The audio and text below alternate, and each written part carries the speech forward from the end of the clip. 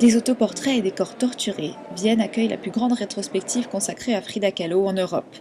Au total, près de 150 œuvres de la peintre mexicaine sont exposées, dont des dessins et des esquisses, plutôt rares pour une artiste dont on connaît surtout les tableaux qui la représentent. Il y a plusieurs œuvres qui sont montrées pour la première fois. Pas seulement des dessins, mais aussi par exemple son dernier autoportrait, une petite peinture à l'huile qu'elle avait elle-même détruite. Elle l'avait éraflée et jetée à la poubelle.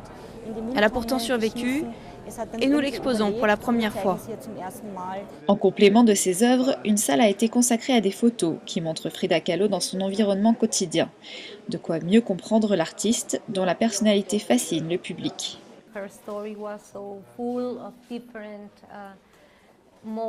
Son histoire est pleine de différentes périodes et de problèmes. Et tout le monde peut se sentir concerné d'une certaine manière.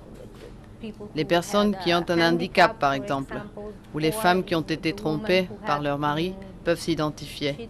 Il y a plein d'aspects sur lesquels on peut s'identifier à elles.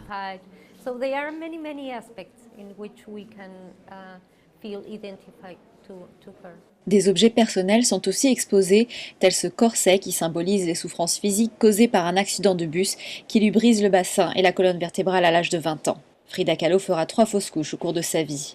Elle fait aussi de ses souffrances morales une source d'inspiration. Elle a peint beaucoup d'autoportraits pour que les amis auxquels elle les offrait pensent à elle, car Frida Kahlo se sentait très seule.